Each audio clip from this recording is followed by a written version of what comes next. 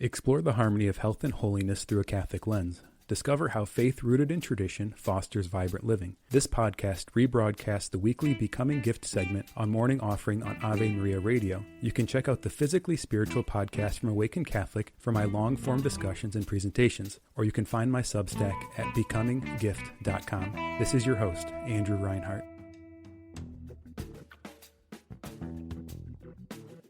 So today we're talking about connection and relationship. We're continuing kind of our basic principles of health and wellness and focusing on what's the 20% that's going to get us to 80% of the results. Mm-hmm. And last week we kind of pulled on this lever and we talked about solitude and the need to spend time with God and with ourselves. This week we're going to push that lever and we're going to talk about connection and relationships. You know, there's been a lot of studies about kind of the poverty of relationships in our society. There's a 2019 study that said 27% of millennials say they have no close friends, and 30% report they have no one to. In more recent research, looking at younger generations, Gen Z has reported that it's even gotten worse. It's more approaching like 50% now. Wow. You know, a 2019 article in Scientific American reported that loneliness has been estimated to shorten a person's life by 15 years. Wow. The equivalent in impact of being obese or smoking 15 cigarettes per day. Oh, whoa. So a recent study revealed a surprising association between loneliness and cancer mortality risk, pointing to the role loneliness plays in cancer course, including responsiveness to treatment. That's from Scientific American. You know, so this need for connection is basic to the human person. And science plays this out in the positive way too. There's been a lot of research in what they call these blue zones. They're areas of the world where people live particularly and exceptionally long. And they sort of look at these people and ask, well, what the heck's going on there that they're living 10 years longer than average? And one of the most common threads in these areas is how emotionally connected these folks are. You know, it's almost like they're living an older way of life. You go out to dinner with friends, you hang out, you sort of take your time. And so we know that relationship is so essential. Theologically, when we think about this, we think of course, being created in God's image and likeness. One of Pope St. John Paul II's great insights was that as people, we are in God's image and likeness as a communion of persons. And in his theology of the body, he says that the affirmation of the person is nothing other than the welcoming of the gift, which through reciprocity creates a communion of persons. The welcoming of the other, making us a communion of persons, which of course makes us like the Trinity. And it's in this welcoming, especially in marriage, that a third comes about, right? There's a deep image of the Trinity in us. This is from John 17, when Jesus is praying at the Last Supper. He says, I have given them the glory you gave me, so that they may be one as we are one, I and them and you and me, that they may be brought to perfection as one, that the world may know that you sent me, and that you love me even as you loved me. You love them even as you love me. So that they may be brought to perfection as one, meaning that our perfection isn't just a solo job. Right. They may be brought to perfection as one, meaning that part of our perfection is being in communion. Friendship is essential to holiness. Community is essential to holiness. Family is essential to holiness. So how do we live this in our life? First, we need to have a deep relationship with God to have a deep relationship with others. Another expression that John Paul II has is that the communion of persons is meant when there's a sort of a meeting of a dual solitude, meaning two people that are alone with God come together to form this kind of intense communion.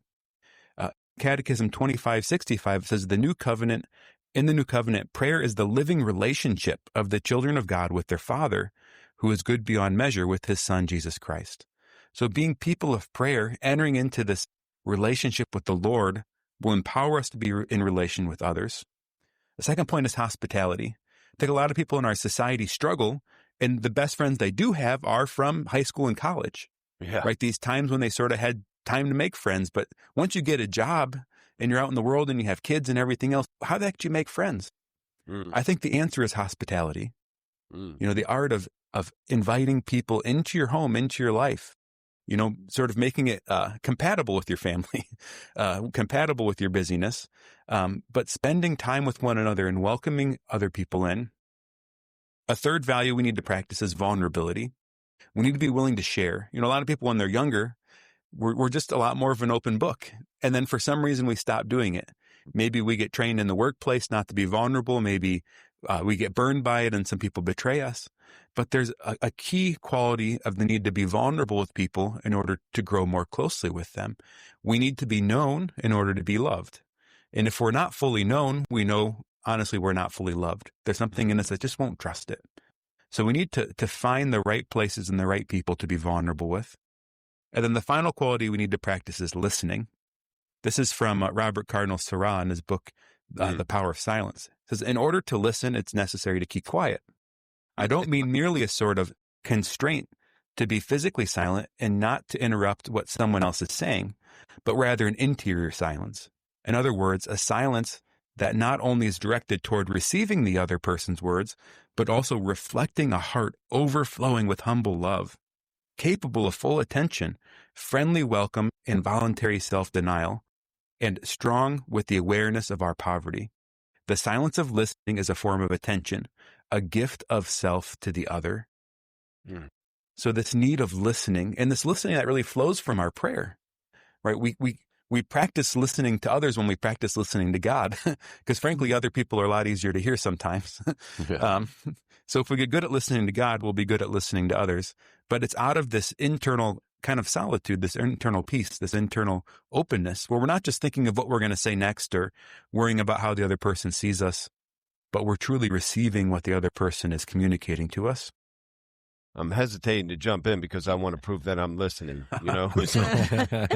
Go ahead, Pat. Andrew, do you think part of the issue today with young people is the fear? I just notice kind of this fragility sometimes. They're just afraid. I really kind of hammer home the idea of courage, fortitude, stepping out there.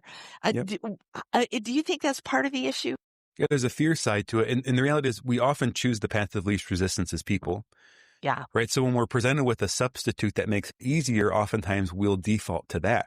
And I think that's sort of one of the issues with social media, although a lot of people sort of beat up on social media a lot.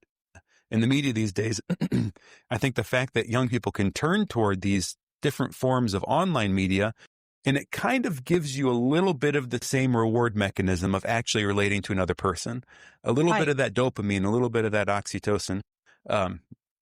So I think people will opt to that because it's easier, where that fear, that little anxiety, like that's part of the experience, that, that feeling before you ask a girl out on a date, or that before you jump in and make small talk at a party, and you have to sort of walk up and insert yourself and figure out what you're going to ask, or, then that conversation, that moment where it's like, what do I tell this person? Right. And you have to think of an honest and genuine question, because the best way to converse is just to ask people about themselves, because everyone likes to talk about themselves. Yeah. It's just universally human nature. Thank you for listening to Becoming Gift. You can catch the show live every Wednesday at 8 a.m. Eastern on Ave Maria Radio. You can also find my long-form podcasts, discussions, and presentations on the Physically Spiritual Podcast. Subscribe to my Substack at becominggift.com to find more from me, and don't forget to like and subscribe.